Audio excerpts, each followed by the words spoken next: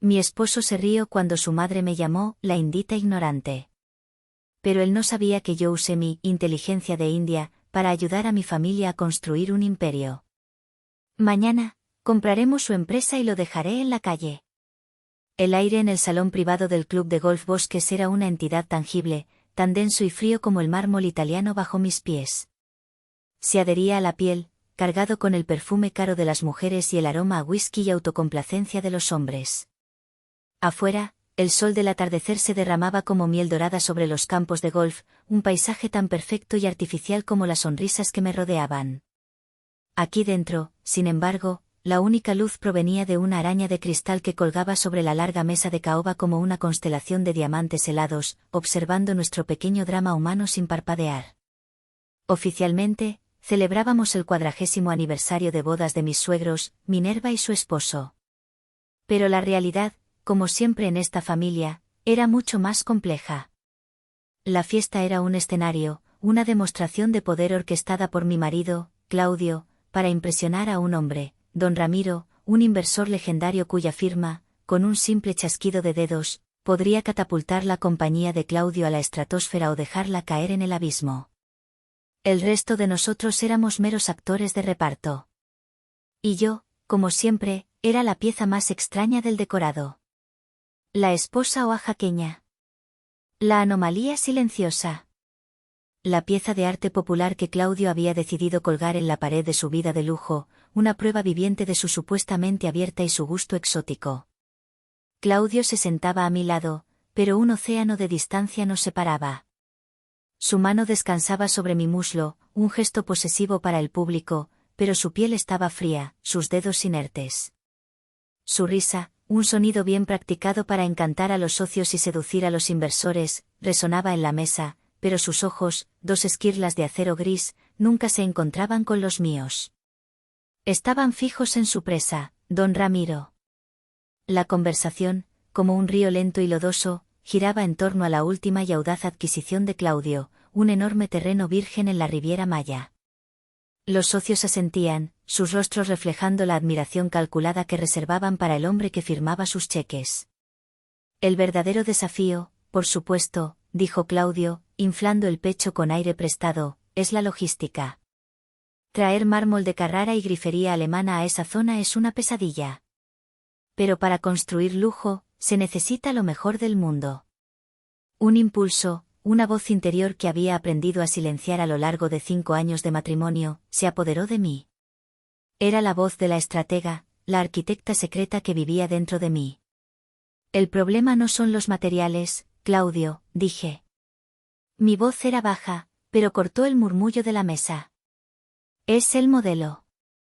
Estás tratando de imponer una visión de lujo de la Ciudad de México en un ecosistema que tiene su propia definición de riqueza. Un silencio denso, más pesado que el anterior, cayó sobre la mesa. Varios pares de ojos se giraron hacia mí, sorprendidos de que el jarrón oaxaqueño hubiera decidido emitir una opinión. Vi un destello de furia pura en los ojos de Claudio antes de que lo enmascarara con una sonrisa condescendiente.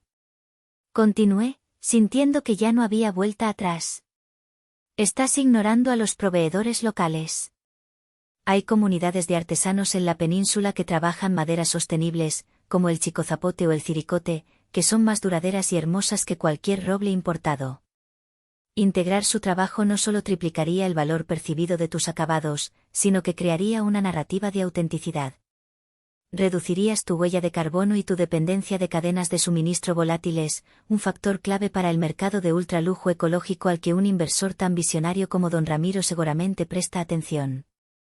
Nombrar a don Ramiro fue un movimiento audaz y calculado. Vi cómo el anciano inversor levantaba una ceja, su expresión indescifrable, pero por primera vez esa noche, me miraba directamente a mí.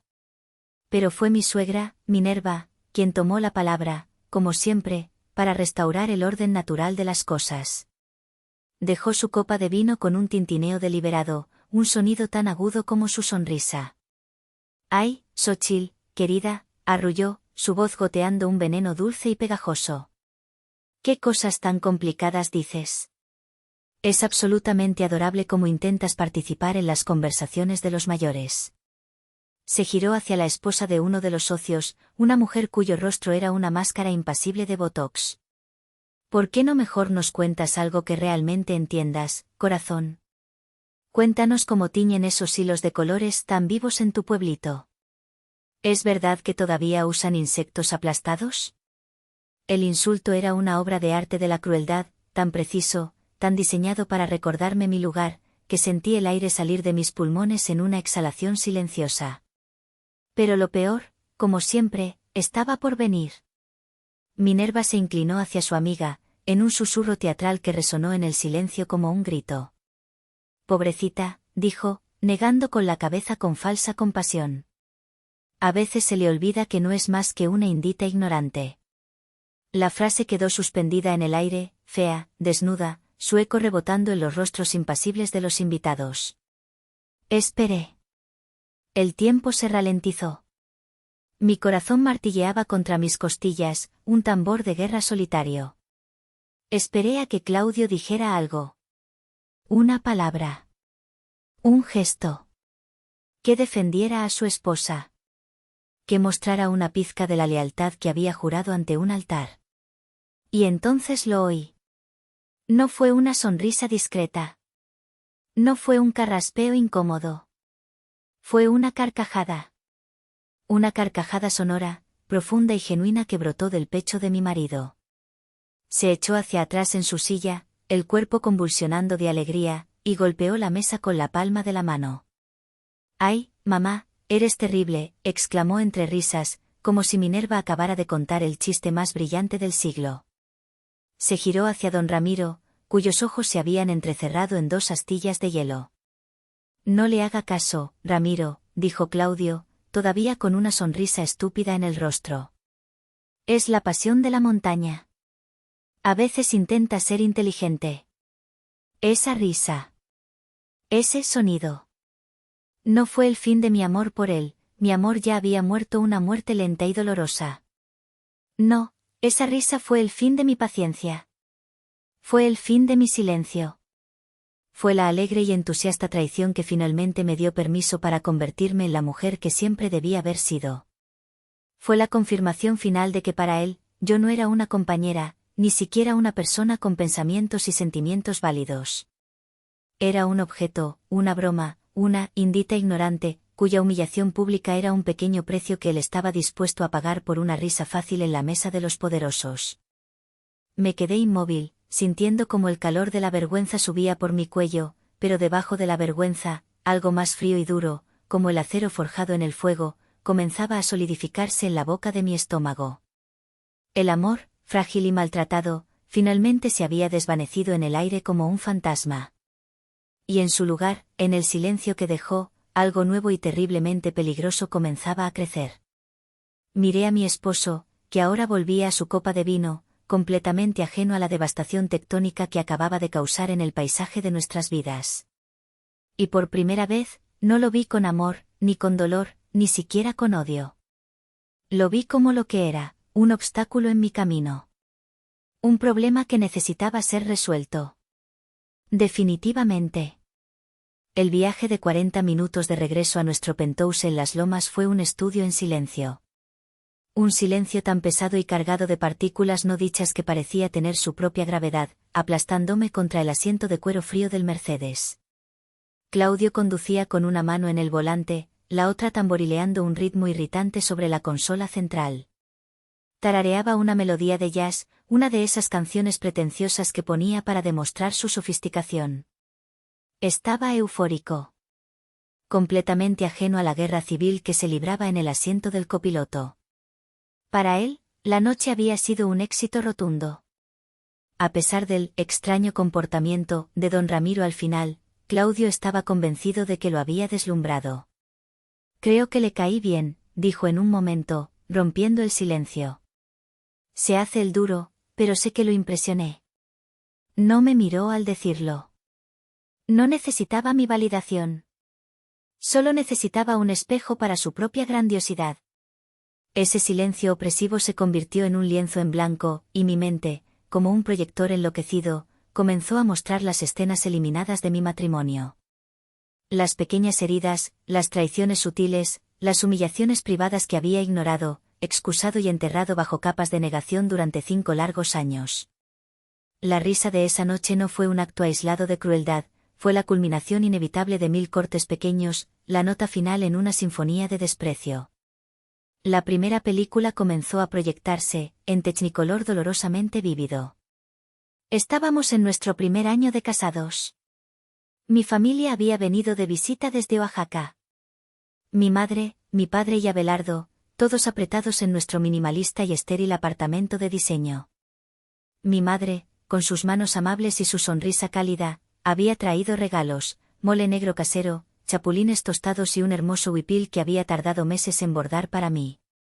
Claudio fue el anfitrión perfecto, hasta que se fueron. Esa noche, mientras yo guardaba el mole en la nevera, él entró en la cocina arrugando la nariz. Vamos a tener que tirar todo esto, ¿verdad? No quiero que la casa huela a mercado de pueblo.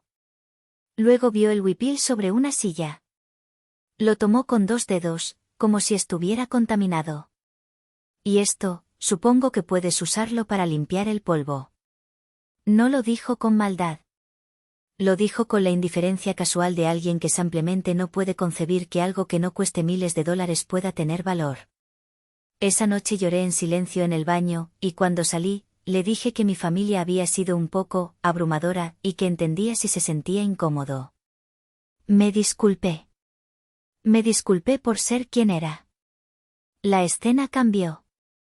Estaba en mi pequeña oficina en casa, una habitación blanca y anónima que Claudio llamaba mi cuarto de manualidades. Eran las 2 de la mañana. En la pantalla de mi laptop no había blogs de decoración ni catálogos de moda.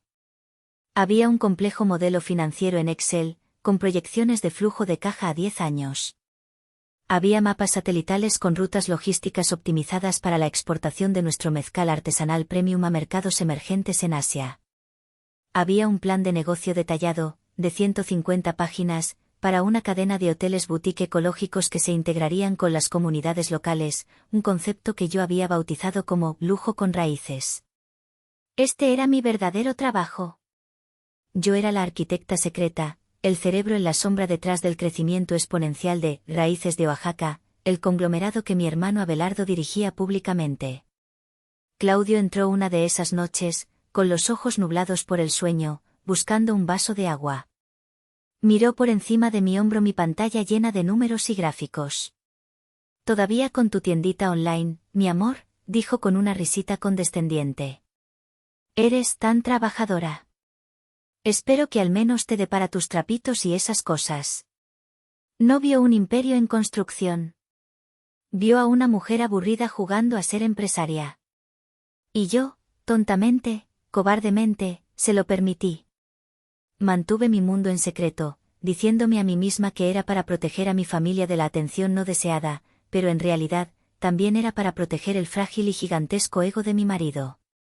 La última película fue una conversación telefónica con mi hermano Abelardo, 6 meses atrás. Su voz, siempre tan calmada y sólida como un roble de la sierra, sonaba tensa. «Xochitl», dijo, después de que le explicara mi última estrategia para diversificar nuestras inversiones en tecnología agrícola sostenible. «Acabo de revisar los informes trimestrales que preparaste. Has incrementado nuestros márgenes de exportación en un 30% en 6 meses. Eres un genio, hermana. Un puto genio». Hizo una pausa larga y pesada. «Y me está matando verte desperdiciar ese genio. Esa inteligencia no es un hobby. Es un arma.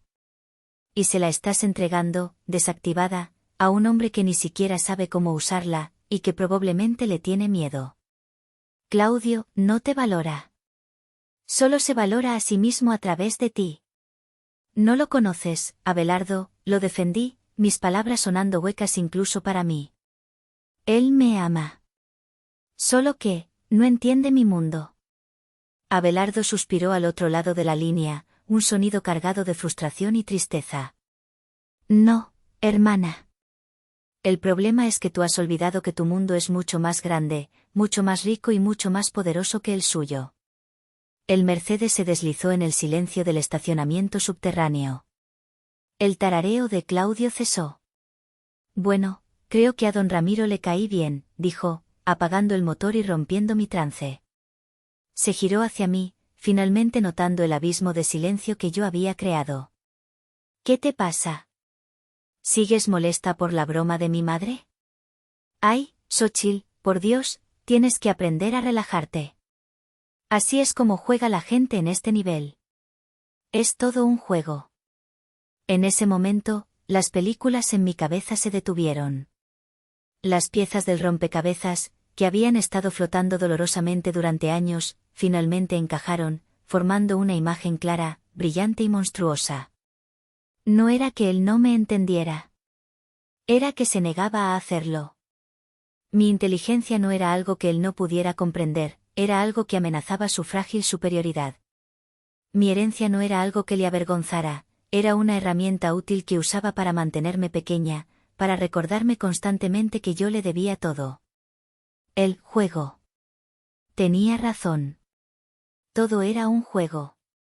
Pero él no sabía que yo llevaba toda la vida jugando a un juego mucho más largo, mucho más complejo y con apuestas mucho más altas. Y él, con su risa estúpida, acababa de hacer su último movimiento. La advertencia de Abelardo resonó en mi mente: tu inteligencia es un arma.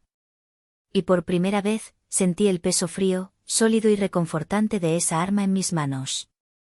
Ya no iba a usarla para construir imperios en las sombras. Iba a usarla para demoler uno. Una vez que las puertas del ascensor privado se abrieron con un suave silbido directamente en el vestíbulo de mármol de nuestro penthouse, Claudio se dirigió inmediatamente al bar. El sonido del hielo al chocar contra el vaso de cristal tallado fue el único sonido que rompió la tensión. Se sirvió un whisky doble, un Macallan de 25 años, su recompensa personal por una noche que él consideraba un trabajo bien hecho. Se giró hacia mí, apoyándose en la barra de granito negro, una silueta de poder y privilegio recortada contra las luces parpadeantes de la ciudad. ¿Vas a decirme de una vez qué demonios te ocurre o te quedarás con esa cara de funeral toda la noche?, preguntó, su voz con un filo de impaciencia. Estás arruinando mi celebración. Mi celebración. Ni siquiera la de sus padres. La suya. Me quité los tacones, un gesto deliberado, sintiendo el frío del suelo de mármol bajo las plantas de mis pies. Era un frío familiar, el mismo frío que había sentido en mi corazón durante años, pero esta noche, se sentía diferente. Se sentía sólido, como una base sobre la cual podía empezar a construir algo nuevo. Caminé lentamente hacia él, no con la postura sumisa y ligeramente encorvada que había adoptado inconscientemente, sino con la espalda recta, los hombros hacia atrás, como mi abuela solía caminar por el mercado de Oaxaca, una reina en su propio dominio. ¿Por qué te reíste, Claudio?, pregunté. Mi voz no era un susurro suplicante ni un grito histérico. Era calmada, nivelada, tan afilada y peligrosa como un trozo de obsidiana recién tallada. Él parpadeó, visiblemente sorprendido por mi tono. Levantó su vaso en un gesto defensivo. ¿Qué? ¿De verdad seguimos con eso? Ya te lo dije, fue una broma. Mi madre es así, tiene un humor peculiar. Tienes que ser más fuerte, Xochitl. No estoy hablando del humor de tu madre, lo interrumpí, dando un paso más cerca. Estoy hablando de ti. Ella lanzó el cuchillo, pero fuiste tú quien lo giró en la herida. Te preguntaré una vez más. ¿Por qué te reíste? Él dejó el vaso sobre la barra con un golpe seco, el sonido resonando en el silencio. La fachada de encanto sofisticado se desvaneció, revelando la fea y desnuda arrogancia que había debajo, como una roca afilada al bajar la marea. ¿Y qué querías que hiciera, Xochitl? ¿Montar una escena de melodrama? ¿Defender tu honor indígena y quedar como un tonto, como un calzonazos delante de don Ramiro y de todos mis socios? ¿Arruinar un negocio de $100 millones por tus delicados sentimientos heridos? Así que ese es el precio de mis sentimientos, reflexioné en voz alta, mi voz peligrosamente tranquila. $100 millones. Es bueno saber que tienen un valor de mercado. No tienes ni la más remota idea de cómo funciona el mundo real, espetó, su voz subiendo de volumen, rebotando en los techos altos y las paredes de cristal. Este es mi mundo, no el tuyo. Y en mi mundo, las apariencias lo son todo. Y en el fondo, mi madre tiene razón.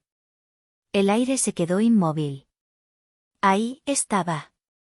La verdad, desnuda, brutal e innegable. Continuó, ahora enardecido por su propia crueldad, su rostro contorsionado por una ira que había estado hirviendo bajo la superficie durante años. A veces parece que olvidas tu lugar. ¿Quién eras antes de mí? Dime. Una chica de pueblo con ideas curiosas y ropa rara. Yo te di esto. Hizo un gesto amplio, abarcando el lujoso apartamento, la vista de las luces de la Ciudad de México que se extendían a nuestros pies como una alfombra de joyas. Te di un apellido. Te di un mundo que solo habías visto en las revistas. Y lo único que pido a cambio, es que no me avergüences, que te quedes callada y sonrías. Pero ni siquiera eso puedes hacer bien. Se acercó a mí, invadiendo mi espacio personal, su aliento apestando a whisky y desprecio. Deberías estar de rodillas, todos los días, agradecida de que me dignara a sacarte de ese lodazal polvoriento de Oaxaca. La palabra, agradecida, fue el gatillo. Fue la palabra que finalmente silenció la última y débil voz en mi cabeza que todavía intentaba encontrar una excusa para el hombre que una vez amé. No había excusas. Solo una verdad fea y podrida. Durante 5 años, no había sido su esposa. Había sido su proyecto de vanidad, su mascota exótica, su acto personal de caridad. Un objeto para ser exhibido y, cuando era inconveniente, para ser silenciado y ridiculizado. No dije nada. Simplemente lo miré, absorbiendo cada palabra, cada gesto de desprecio. Dejé que su veneno me llenara, no para destruirme, sino para alimentar el fuego que ahora ardía en mis entrañas con la furia fría de una supernova. Dejé que su arrogancia monumental se convirtiera en mi combustible. Cuando terminó su diatriba, con el pecho agitado y el rostro enrojecido, esperó una reacción. Esperaba lágrimas. Esperaba súplicas.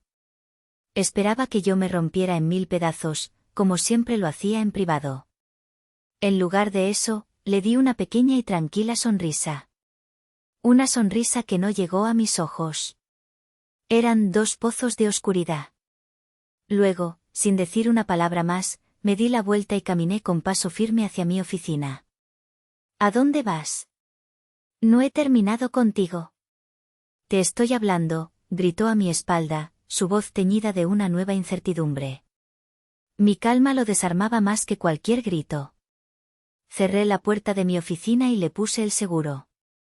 El clic metálico de la cerradura fue el sonido más satisfactorio que había oído en años. Era el sonido de una jaula cerrándose, pero esta vez, él estaba del otro lado.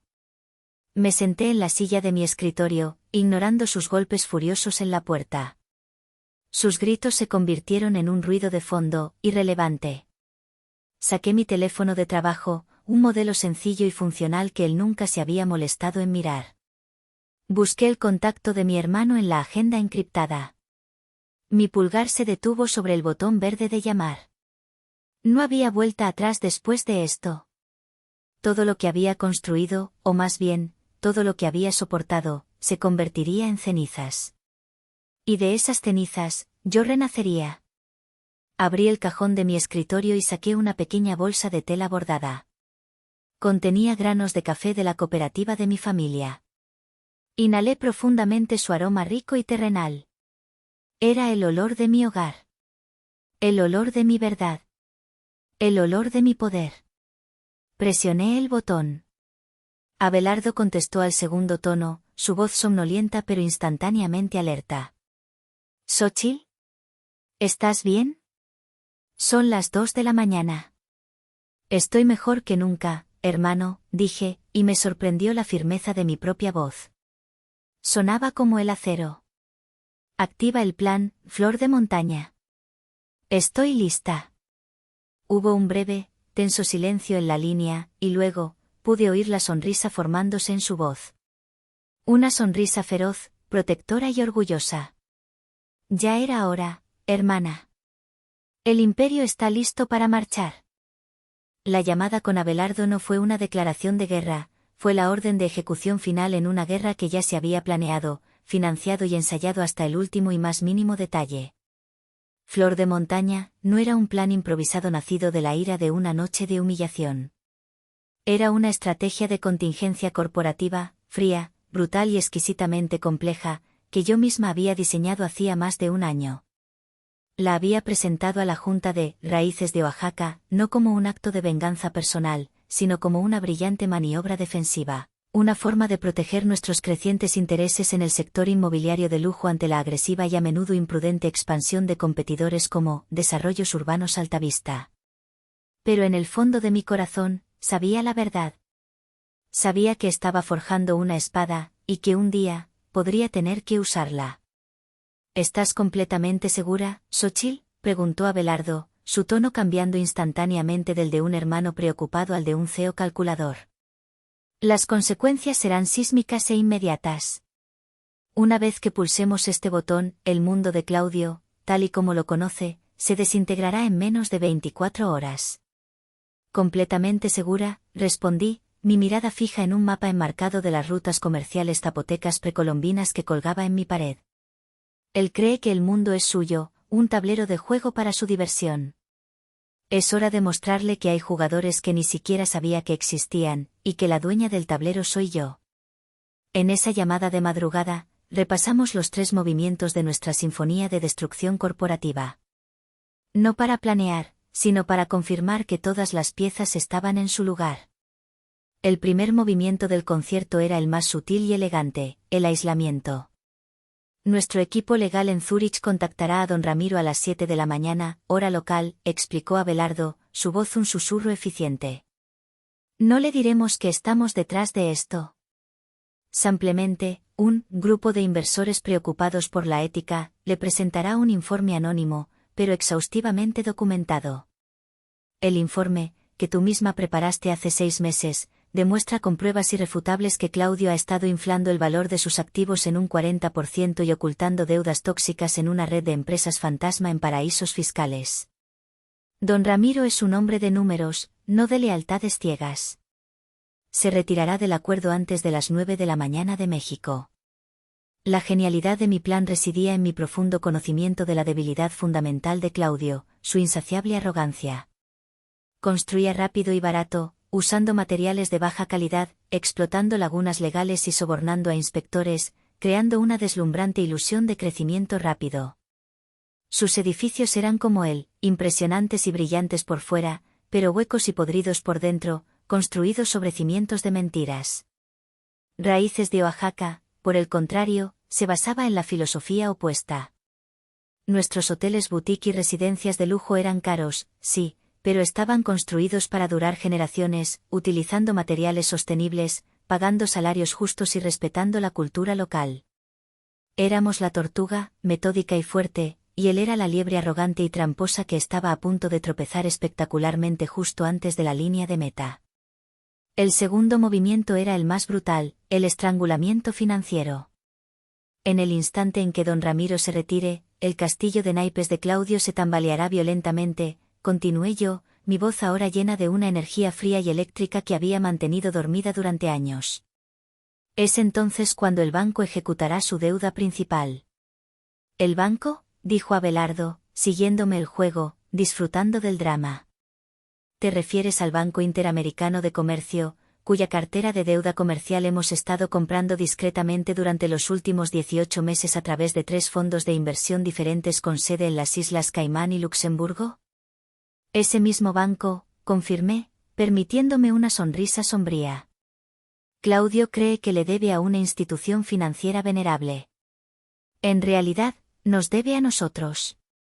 A las 9:05 de la mañana, recibirá una llamada de su amigo, Dionisio, el director del banco, informándole que su línea de crédito principal de $50 millones ha sido revocada y que tiene 90 días para pagar el total del préstamo. Sin el flujo de caja de la inversión de Ramiro, es imposible. No podrá conseguir otro préstamo en esas condiciones. Estará en jaque mate técnico en menos de 10 minutos.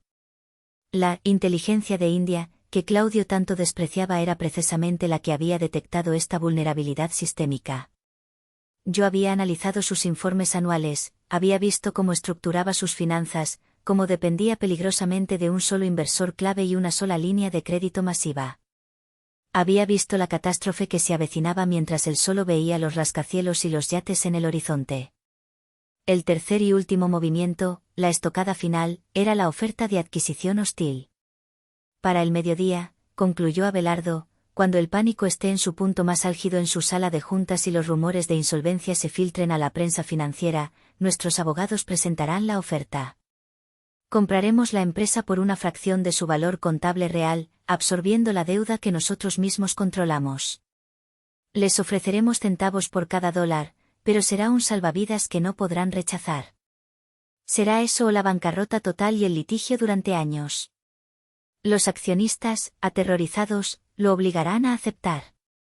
Había un detalle más, uno exquisitamente personal.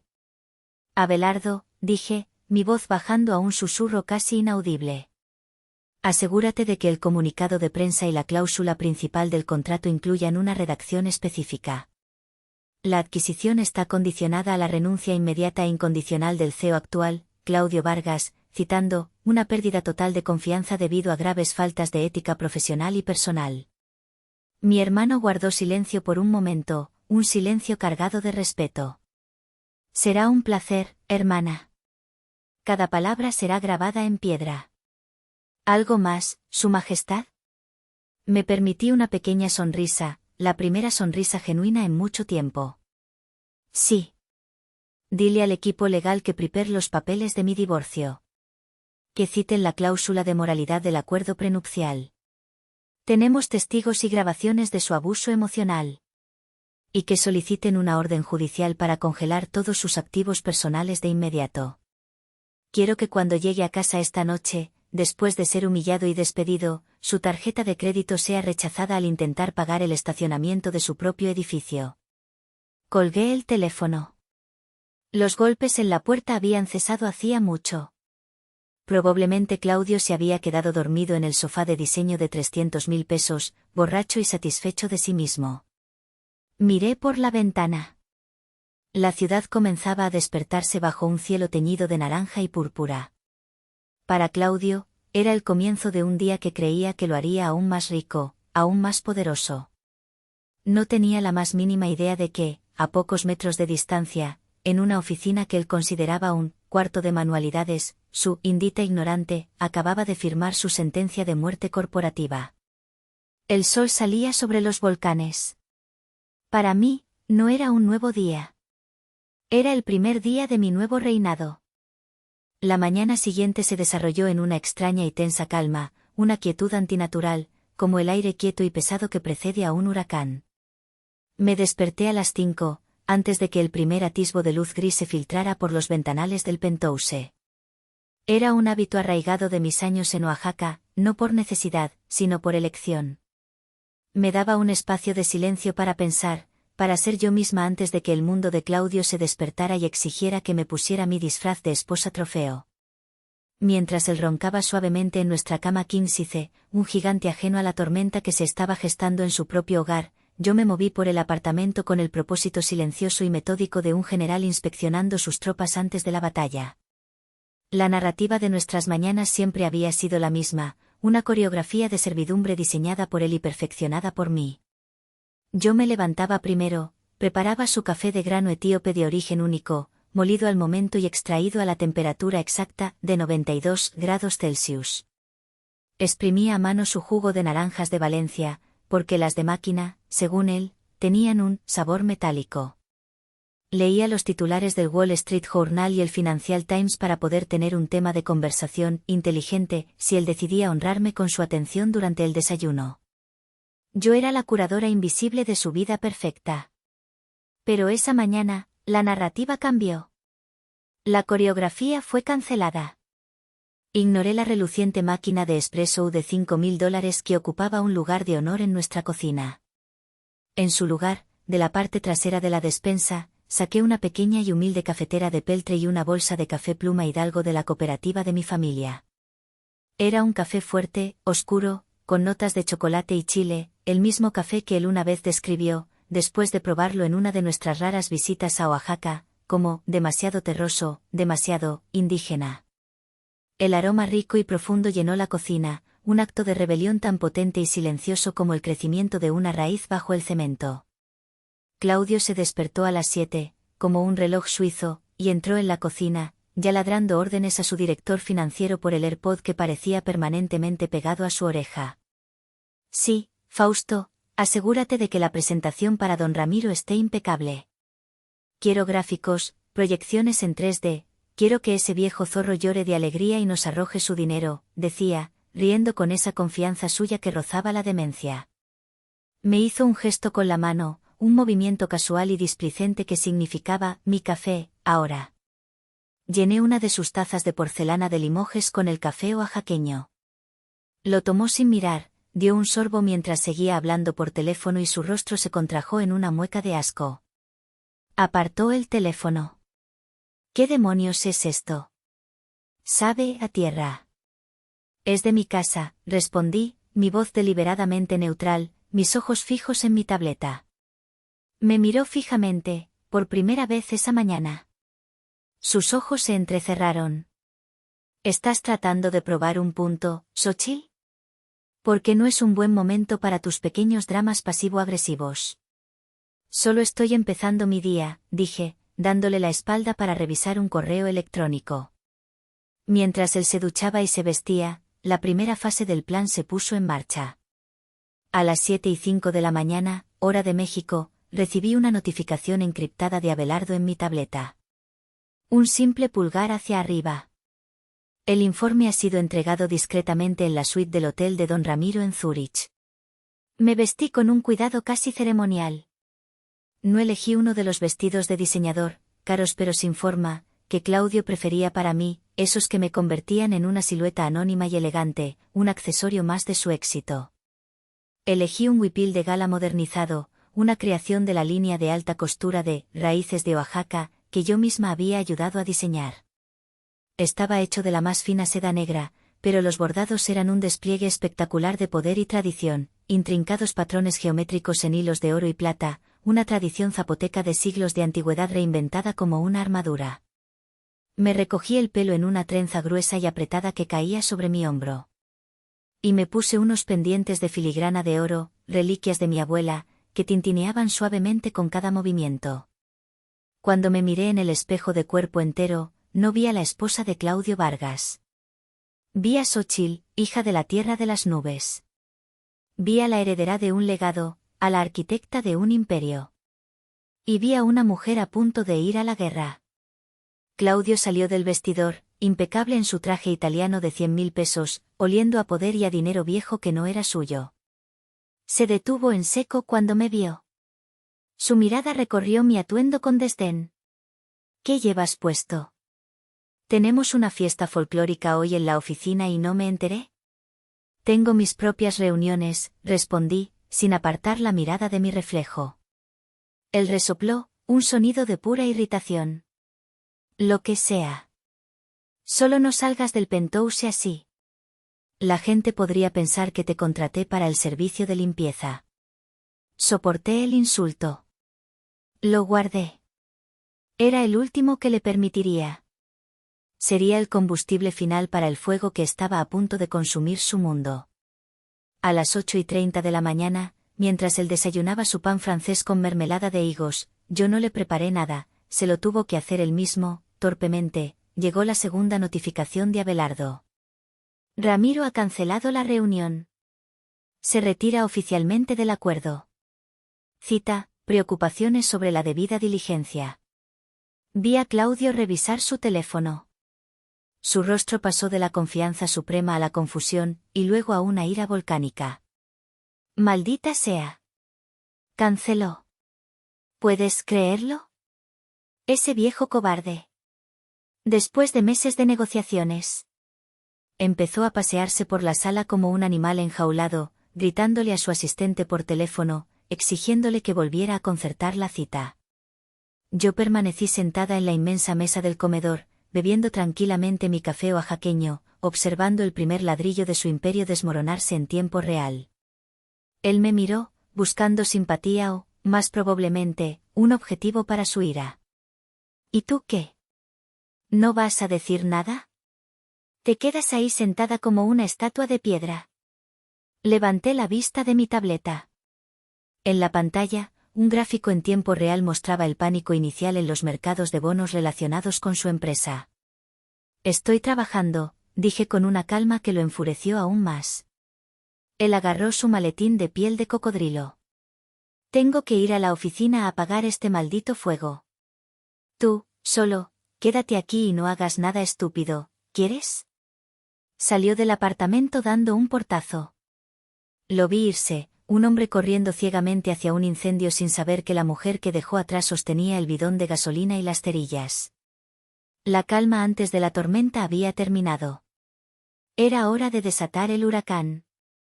La sala de juntas de Desarrollos Urbanos Altavista era el santuario personal de Claudio, el epicentro de su universo. Un espacio en el piso 50 de una imponente torre de cristal en el Paseo de la Reforma, con vistas panorámicas de la vasta Ciudad de México que alimentaban su ego insaciable. Las paredes estaban adornadas con representaciones arquitectónicas enmarcadas de sus proyectos, monumentos brillantes a su propia grandeza. Pero esa mañana, el santuario estaba a punto de convertirse en una tumba corporativa. Llegué a la oficina central de Raíces de Oaxaca, en Polanco a las 9 en punto.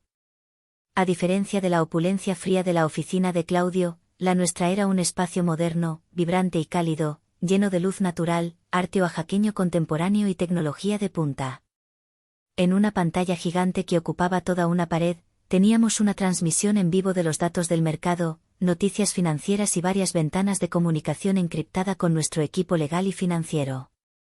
Era nuestra sala de guerra, y el ambiente era eléctrico, cargado de una tensión expectante. Abelardo me esperaba con una taza de café recién hecho. ¿Lista, hermana? Asentí, mi corazón latiendo con un ritmo firme y poderoso. Nací lista. A las 9:05 de la mañana, Abelardo dio la orden a nuestro director financiero. Ejecuten la deuda. Ahora. A kilómetros de distancia, en la sala de juntas del piso 50, la tormenta perfecta golpeó con la fuerza de un huracán categoría 5. Más tarde, mucho más tarde, su director financiero, un hombre nervioso y sudoroso llamado Fausto, me contaría los detalles con una mezcla de terror retrospectivo y una extraña admiración. Claudio, me dijo, estaba en medio de una diatriba furiosa, culpando a todos, desde su equipo de marketing hasta el presidente de la República, por la inexplicable retirada de don Ramiro. Fue la presentación. Era demasiado conservadora. Fue la investigación de mercado. Demasiado pesimista. Alguien filtró algo. Encuentren al traidor. Su paranoia, avivada por su ego herido, era un espectáculo para la vista. Fue entonces cuando su secretaria personal entró, pálida como un fantasma, sosteniendo un teléfono como si fuera una granada sin seguro. Señor Vargas, es el director del Banco Interamericano de Comercio en la línea. Dice que es una emergencia. Claudio tomó la llamada, su rostro una máscara de furia. Puso el altavoz, un movimiento típico de su arrogancia, para que toda la junta fuera testigo de cómo ponía en su lugar a un simple banquero. Dionisio, ¿qué demonios pasa ahora? Estoy en medio de una crisis. ¿Oíste lo de Ramiro? Es solo un contratiempo, lo arreglaremos, empezó a decir, su voz goteando impaciencia. La voz de Dionisio al otro lado de la línea era irreconocible. No había rastro de la habitual camaradería servil. Era fría, impersonal, la voz de un ejecutor. Claudio, no te llamo para socializar. Te llamo para informarte oficialmente que tu línea de crédito principal, el préstamo corporativo 3A7, ha sido vendida en su totalidad esta mañana. Claudio se quedó helado, con la boca entreabierta. ¿Vendida? ¿Qué quieres decir con vendida? ¿A quién? Teníamos un acuerdo de caballeros. Jugamos al golf el jueves. La cartera de deuda comercial fue adquirida por un conglomerado de inversión privado, continuó Dionisio, leyendo claramente de un guión. Y me han instruido para informarte que, con efecto inmediato, están ejecutando la cláusula 7B de pago acelerado por cambio adverso material en las condiciones del prestatario. Tienes 90 días para liquidar el total del préstamo. 50 millones de dólares, más intereses acumulados. Que tengas un buen día, Claudio. La línea quedó muerta. Fausto me describió el silencio que siguió. No era un silencio normal. Era un vacío, un agujero negro que absorbió todo el aire y el sonido de la habitación. 50 millones. Sin la inyección de capital de Ramiro, era como pedirle a un hombre moribundo que corriera un maratón. La empresa no tenía esa liquidez. Ni de cerca. ¿Qué conglomerado?, susurró alguien, rompiendo el hechizo. Claudio se desplomó en su silla de cuero de $20.000, su rostro del color de la cera. El pánico se extendió por la sala como un virus. Los teléfonos empezaron a vibrar. Los miembros de la junta se susurraban unos a otros, sus ojos moviéndose nerviosamente de Claudio a la puerta, como ratas buscando una salida de un barco que se hunde. El imperio de Claudio, construido sobre la arena movediza de la deuda y la arrogancia, estaba siendo arrasado por una marea que no podía ver ni comprender. En nuestra sala de guerra, observamos en la pantalla gigante cómo las acciones de su empresa, que cotizaban en un mercado secundario, se desplomaban en caída libre. Están sangrando, dijo Abelardo, con la calma depredadora de un jaguar observando a su presa. Es hora de la estocada final. A las 11:30 de la mañana, el abogado principal de Claudio, un hombre llamado Heriberto, irrumpió en la sala de juntas. Su rostro estaba desencajado, el sudor perlaba su frente. Sostenía una tableta con manos temblorosas. Claudio, dijo, su voz un graznido. Hay una oferta. Una oferta de adquisición hostil. Ha llegado a todos los miembros de la junta. ¿De quién?, gritó Claudio, poniéndose de pie de un salto, una última oleada de su antigua autoridad. Heriberto tragó saliva, sus ojos fijos en la tableta como si no pudiera creer lo que leía. De un grupo, nunca había oído hablar de ellos en el sector inmobiliario. Se llaman Raíces de Oaxaca. El nombre golpeó a Claudio como un puñetazo físico en el estómago.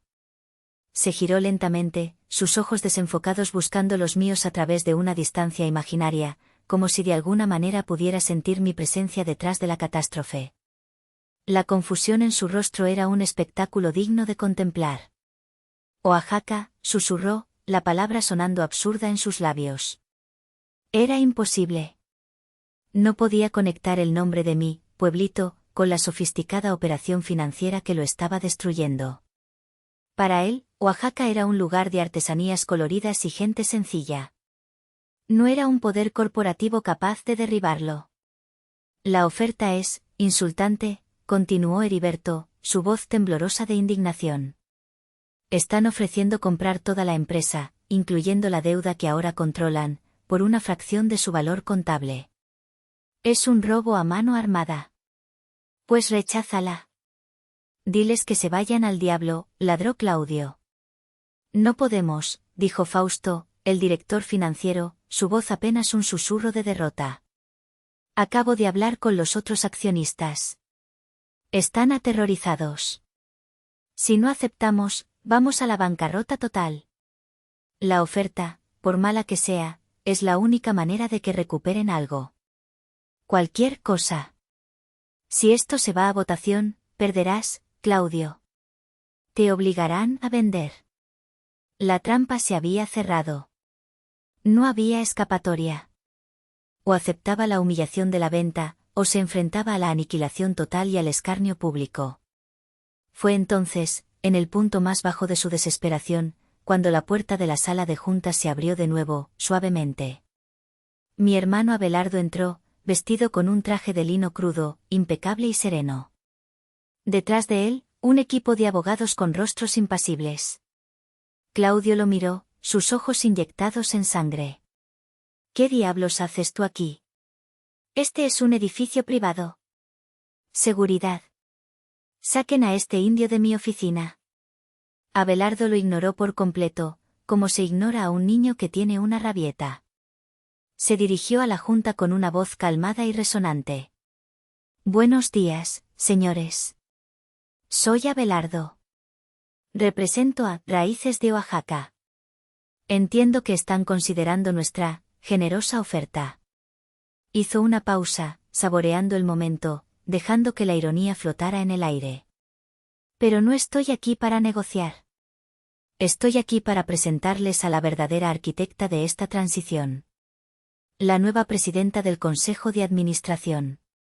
Abelardo se hizo a un lado, revelando la puerta abierta detrás de él. Y entonces, con el corazón latiendo como un tambor de guerra, entré yo. Caminé hacia la cabecera de la mesa con una calma que no sentía, pero que proyectaba con cada fibra de mi ser, una calma forjada en el fuego de 5 años de humillaciones silenciosas. El huipil de seda negra susurraba contra el suelo de mármol, el único sonido en una sala donde el aire se había vuelto sólido, pesado, irrespirable.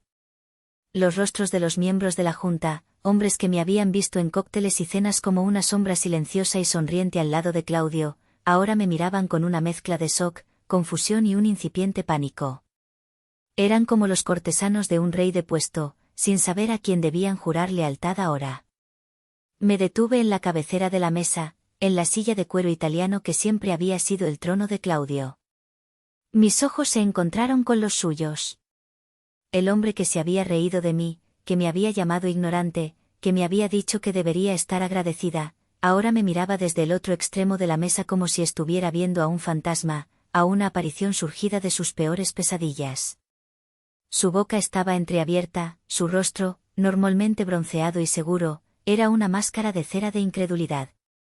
«Xóchitl», susurró, la palabra apenas un soplo de aire, el nombre que había pronunciado tantas veces con condescendencia ahora teñido de un horror primordial. «¿Qué es esto? ¿Qué broma de mal gusto es esta?» Ignoré su pregunta. Ignoré su existencia. Mi universo ya no giraba a su alrededor.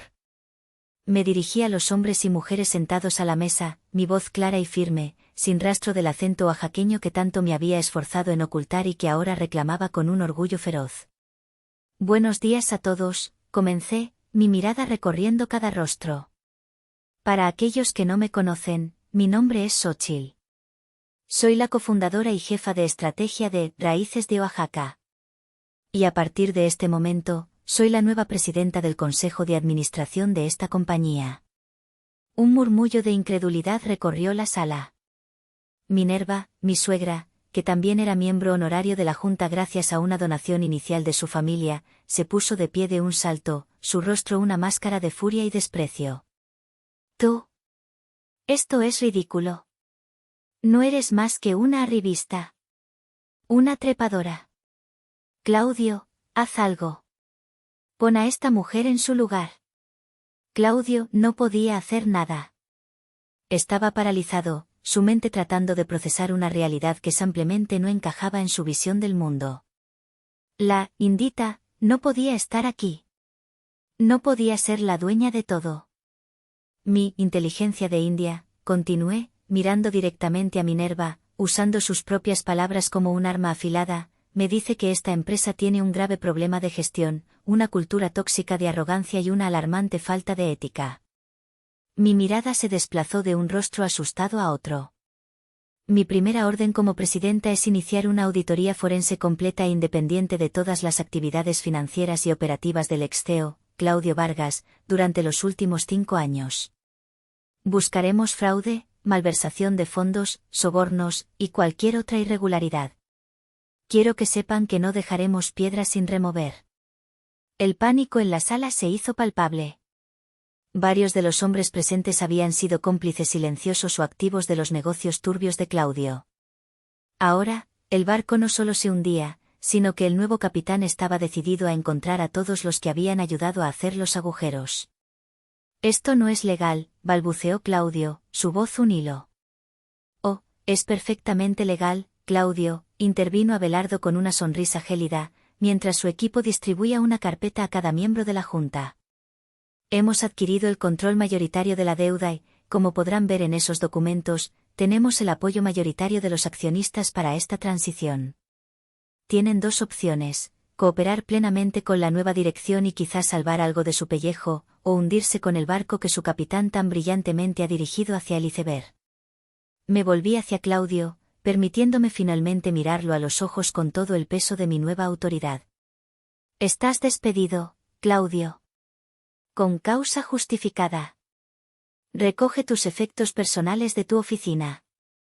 El nuevo equipo de seguridad te acompañará amablemente a la salida. Esa noche, cuando regresé al Penthouse, el aire ya se sentía diferente. Más ligero. Más limpio. Había contratado a una empresa de mudanzas. Todas las pertenencias de Claudio, cada rastro de su existencia en mi vida, estaban empaquetadas en cajas de cartón y apiladas junto a la puerta. Sus trajes caros, sus relojes de lujo, sus trofeos de golf, sus libros de autoayuda para CEOs. Toda la parafernalia de una vida que se había construido sobre mi silencio y mi inteligencia robada. Esperé. Sabía que vendría. Era demasiado arrogante para no hacerlo. Llegó alrededor de las 10, borracho y desesperado. Intentó usar su llave, pero yo ya había cambiado las cerraduras electrónicas. El sistema ahora solo reconocía mi huella dactilar. Golpeó la puerta, primero con el puño, luego con todo su cuerpo, gritando mi nombre con una voz rota. Finalmente, abrí la puerta, pero dejé puesta la cadena de seguridad. Se veía patético. El traje de 100.000 pesos, arrugado. El pelo, normalmente perfecto, revuelto. Los ojos, inyectados en sangre. ¿Cómo pudiste?, gritó, su aliento apestando a whisky caro y a fracaso. Después de todo lo que hice por ti. Te saqué de la nada. Te di todo. Lo miré a través de la estrecha abertura de la puerta. Ya no sentía ira. Ni siquiera sentía odio. Solo sentía una inmensa y liberadora lástima por ese hombre tan pequeño atrapado en una vida tan grande. Tú no me diste nada, Claudio, dije con calma, cada palabra medida y precisa. Solo intentaste quitarme lo que yo ya era. Me llamaste, Indita, como un insulto, como si fuera algo de lo que avergonzarse. Dejaste que tu madre me humillara. Y lo peor de todo, te reíste. Hice una pausa, dejando que las palabras calaran en su mente obnubilada por el alcohol. Creíste que mi mundo era pequeño. Creíste que mis raíces eran una debilidad. Y ese fue tu error fatal. Subestimaste a la Indita. Subestimaste el poder de las raíces. Él se quedó sin palabras, su ira ahogada por la confusión. Su mente no podía procesar la escala de su error de cálculo. Mi abogado se pondrá en contacto con el tuyo mañana, continué, mi voz como el hielo.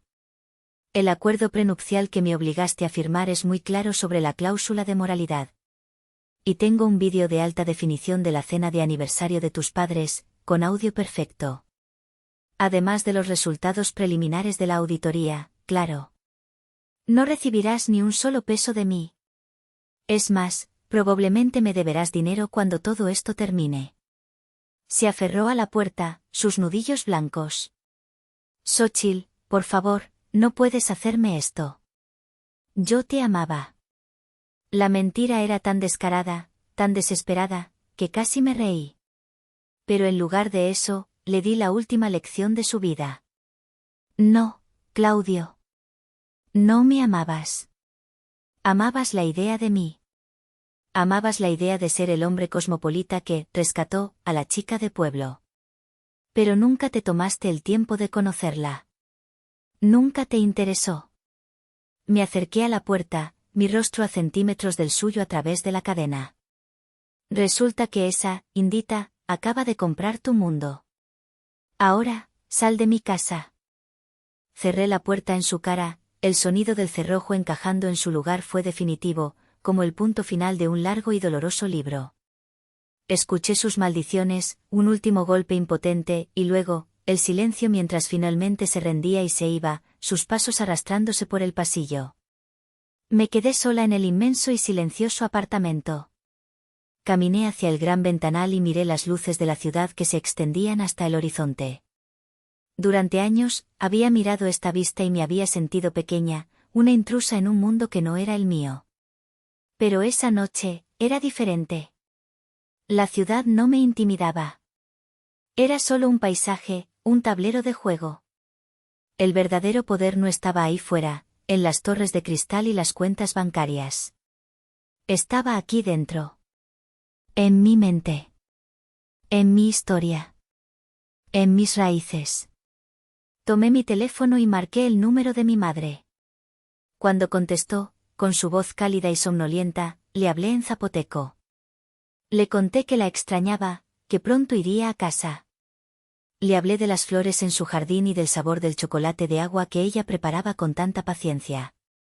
Hablé y hablé, dejando que las palabras de mi verdadera lengua, la lengua de mi corazón, sanaran las heridas que las palabras de un mundo ajeno y cruel me habían causado. Me di cuenta, en ese momento, de que la venganza no se trataba de destruir a Claudio. Él se había destruido a sí mismo con su propia arrogancia. Mi papel había sido simplemente sostener un espejo frente a él. No, esto se trataba de reconstruirme a mí misma. Se trataba de reclamar mi voz, mi herencia y mi poder. Se trataba de recordarle al mundo, y lo más importante, de recordarme a mí misma, que las raíces más profundas y antiguas son las que tienen la fuerza para romper el hormigón más duro.